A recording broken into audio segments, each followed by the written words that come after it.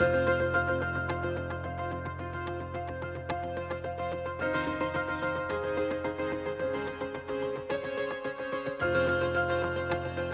and welcome to Behind the Lens, an inside look at what it's like to gather TV news. I'm Stuart Pittman, Chief Photojournalist for QCM Plus, and I'm glad you're here. This week, we're doing more with less. He may be a professor at Syracuse University now, but once upon a time, Les Rose was a photog. And not just any photog, but a hot-shot network type, jet-setting between rock stars and real people. What did he learn? Does he miss it? And what must he tell his students about the state of TV news? We're going to find out. Yes, we are, but first let's talk about Les Rose's resume. 38 years in broadcast journalism, 22 years with CB News as a photojournalist and field producer, 7 years working with Steve Hartman on the series Everybody Has a Story. That I want to hear about.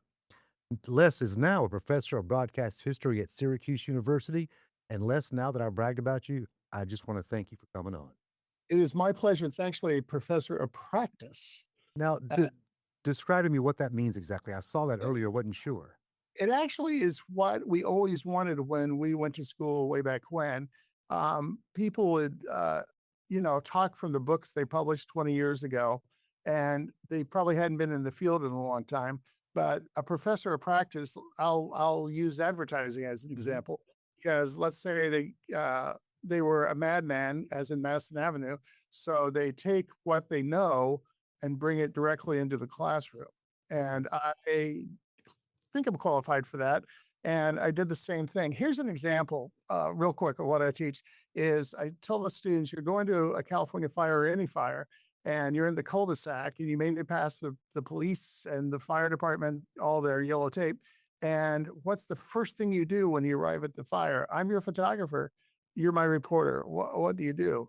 And then they just kind of go, park the car and go find people. And I said, yes, but you turn the car around, because remember, I told you you're in the cul-de-sac, and then you get ready to drive out because the fire's a beast, 1,000 degrees. Yeah. Man, to have a professor with the kind of real world knowledge you have is almost worth the price of tuition. I applaud that.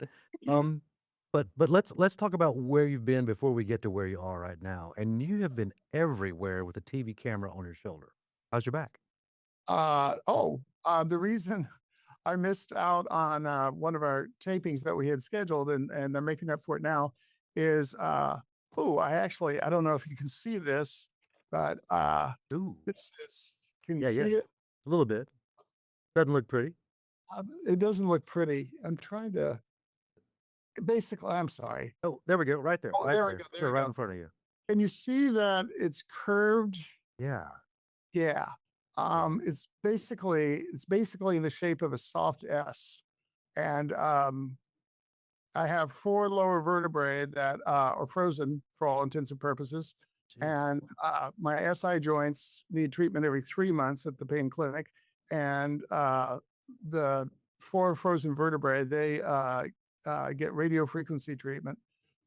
So yeah, a back is supposed to go straight up and down, and mine decides to look like, Daytona a little bit. So there you go. That is something. I find at my age that I am paying for the sins of the past, body ache wise. So it's hard to go back in time and fix all that. But let's zoom out a bit because you're the perfect person to answer a couple of questions that I have that I try to explain. But I think that you can do an even better job of that. And let's start broad. And it's kind of an easy question for you and me, but how important is the role of a TV news photographer in modern democracy? I know that's a big statement, but you can tell me. A TV news photojournalist is important because there is no democracy without journalists. There is no democracy. You'd have a North Korea situation, or China, or name any country that does not have a free press. Right. Without a free press, you literally don't know where the food is. In the case of a famine, there's not been a single country that had a free press and had a famine. In other words, journalists will find out where the food is. I love I, that illustration. Yeah. I love that. I stole it from Al Tompkins because I steal everything from Al. Well, Um, pretty hey, good guy to steal from. We're it's showing some 15-cent some senator. clips, and these are just a couple of shots from your many adventures. Um, I, you've done this on a much broader scale than I have Way too. over the years. But I've got to think people ask you, "What's the coolest thing you ever did?" And that's a hard question to answer. What do you say?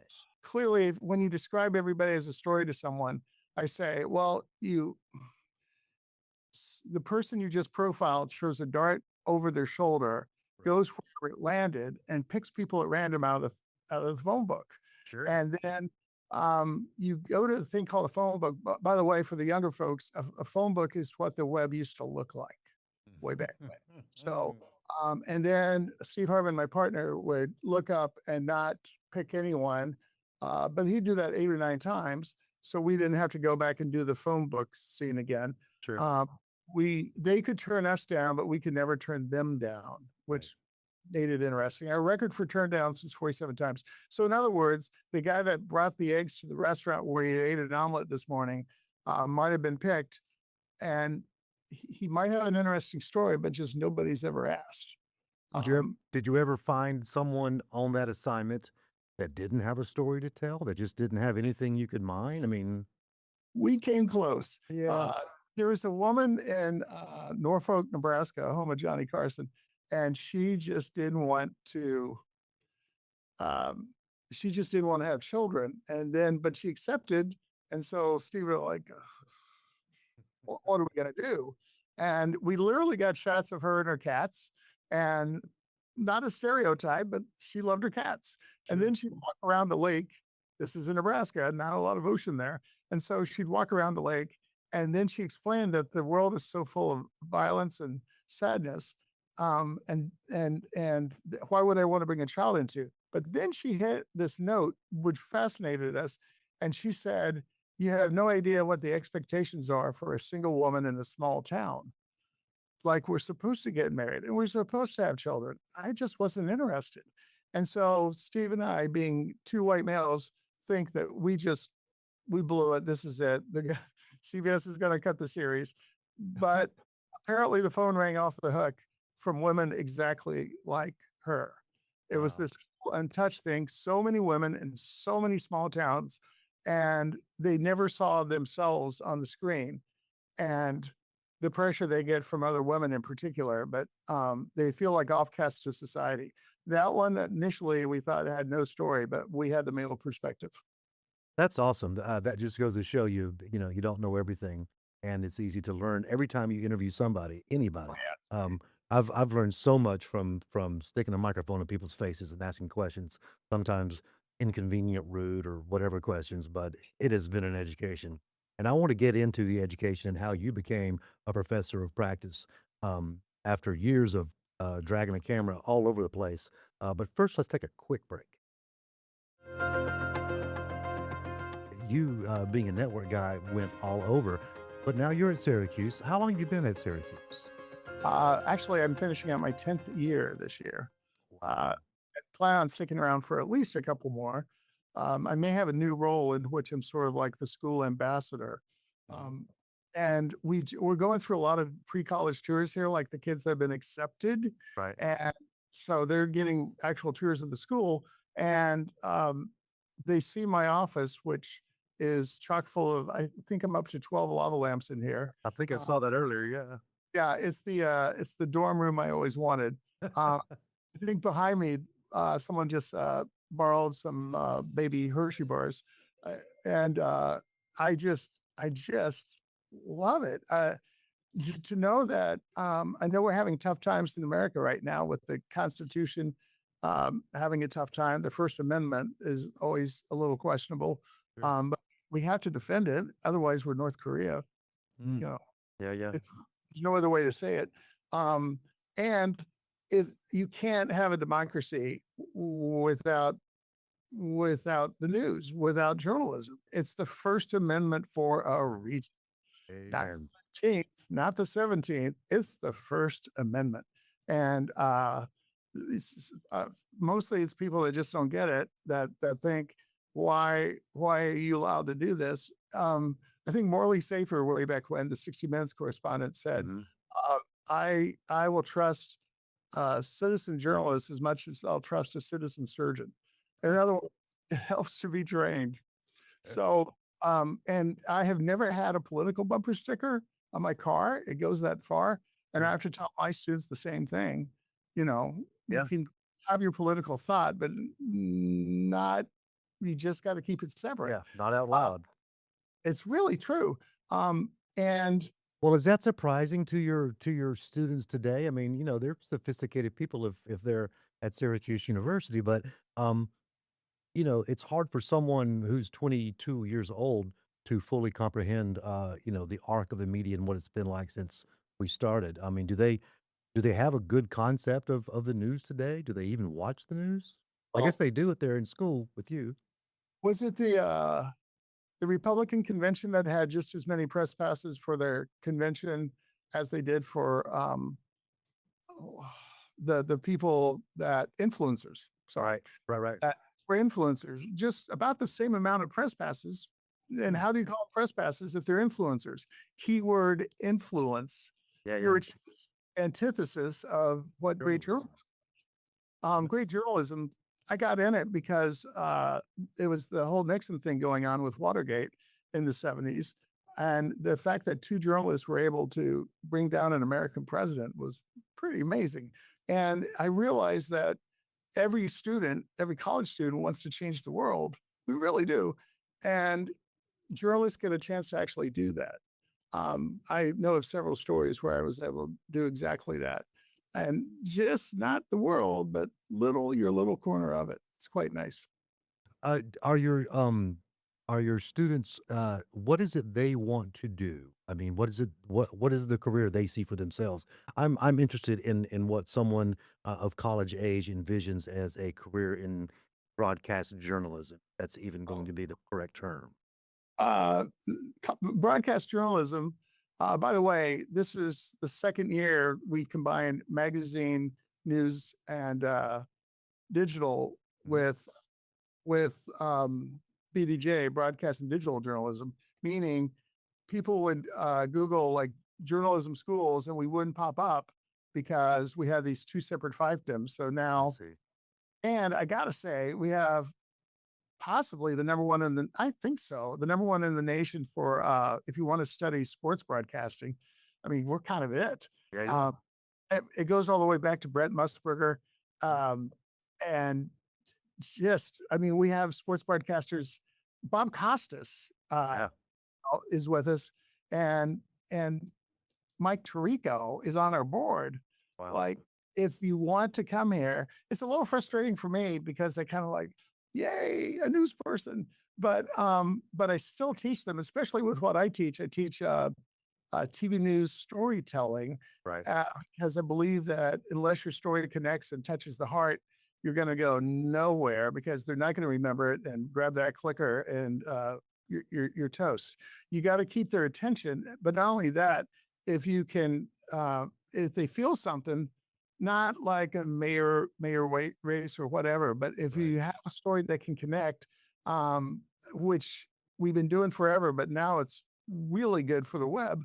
Um, and they make money with the touchy feely stories, but they actually can change people's direction in their lives, and therefore you do an adoption story, and suddenly more people want to adopt.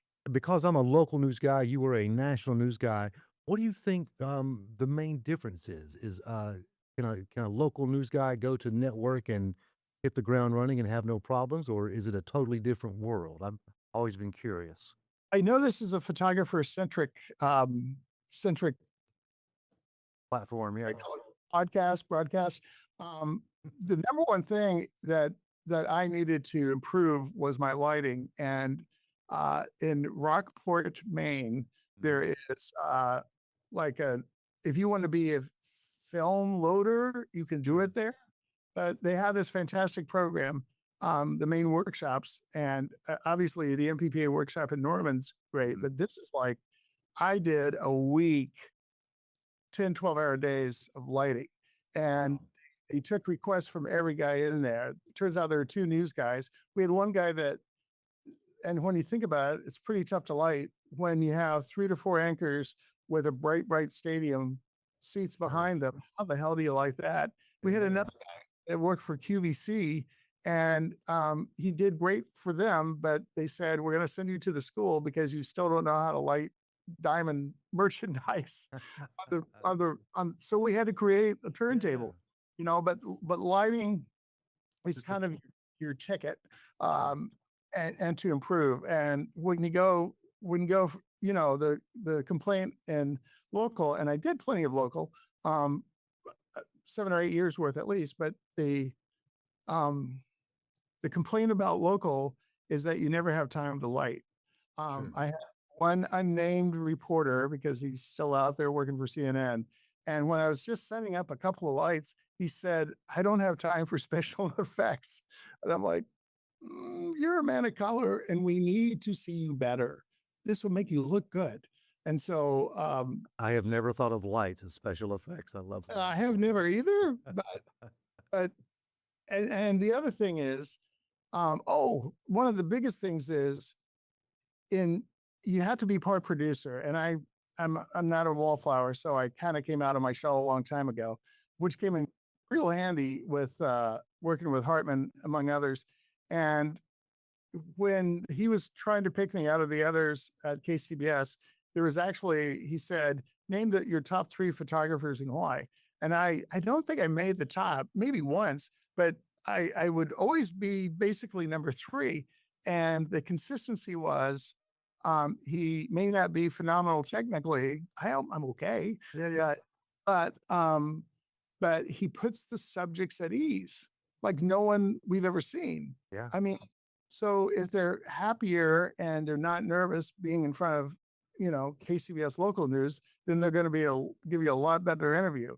And I teach the students this. It's simple things like accepting the water or the coffee because you're in someone's home and they're trying to offer you hospitality.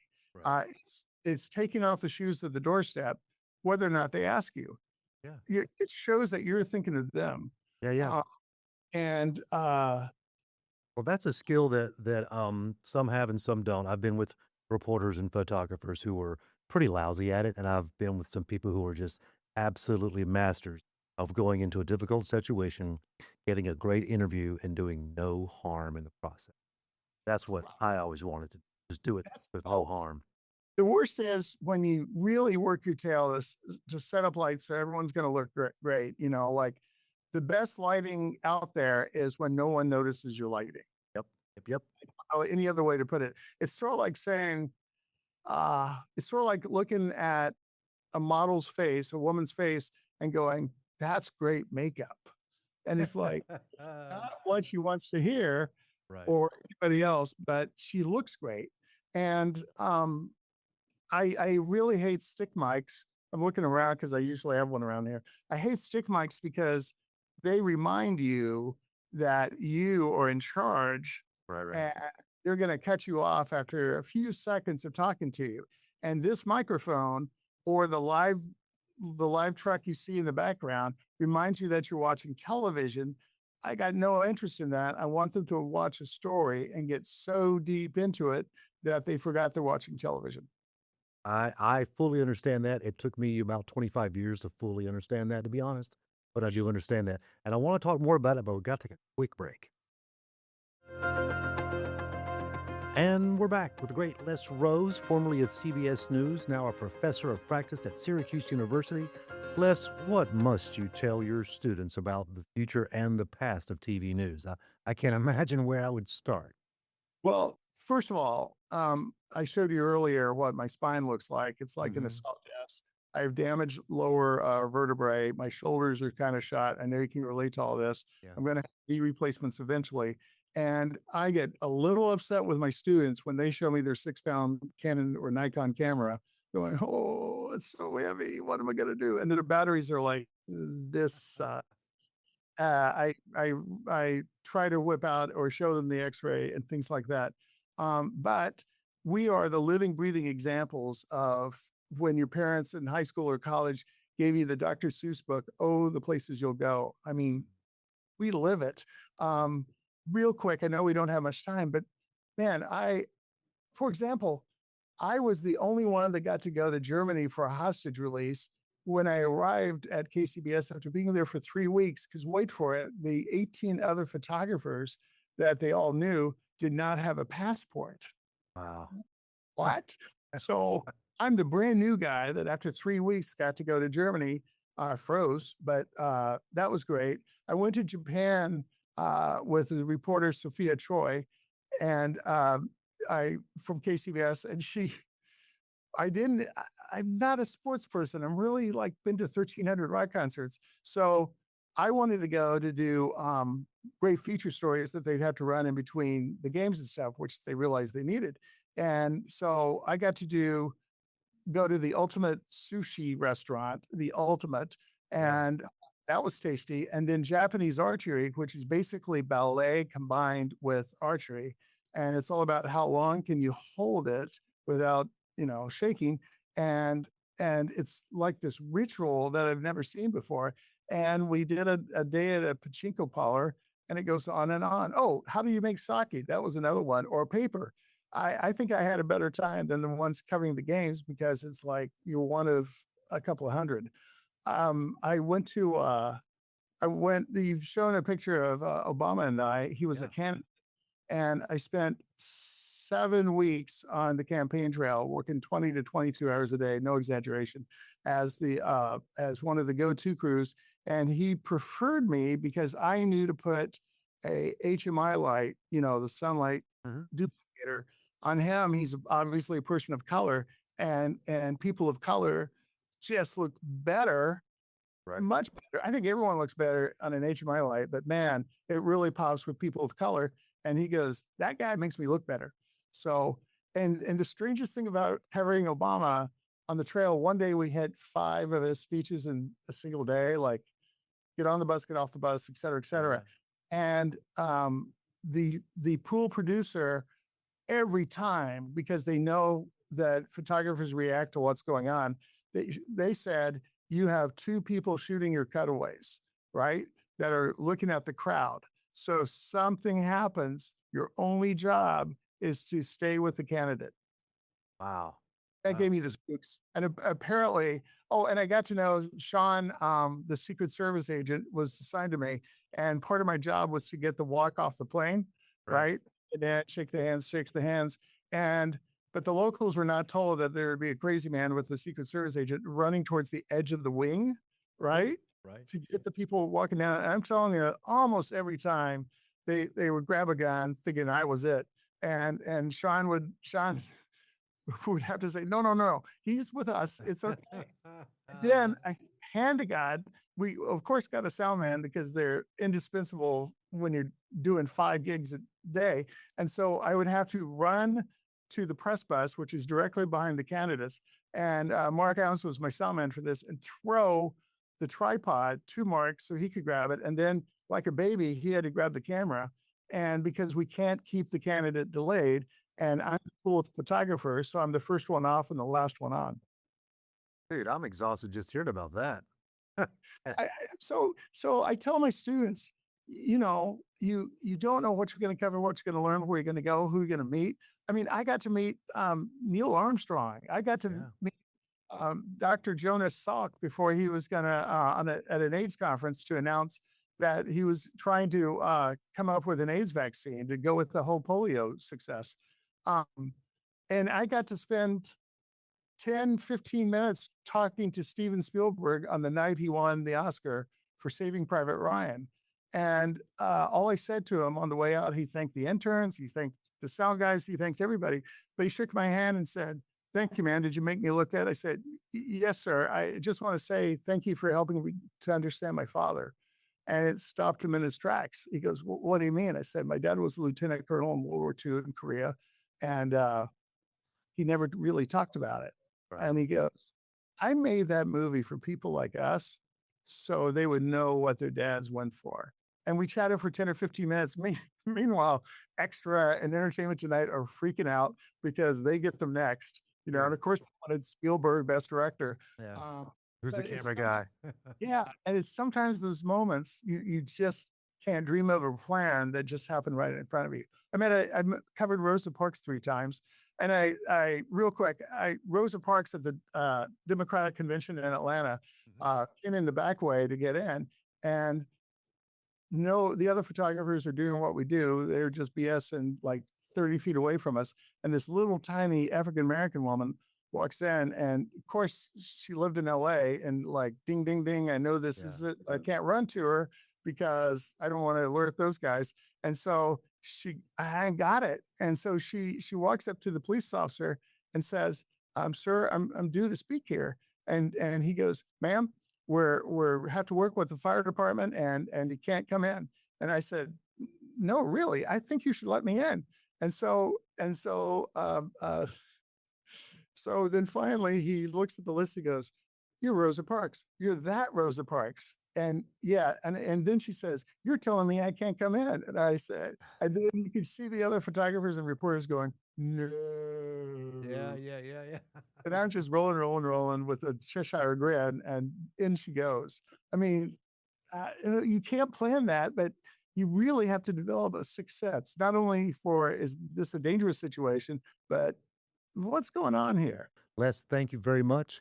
We're My going to have you back on, and I do so much appreciate it. This has been Behind the Lens, an inside look at what it's like to gather TV news, and we'll see you next time.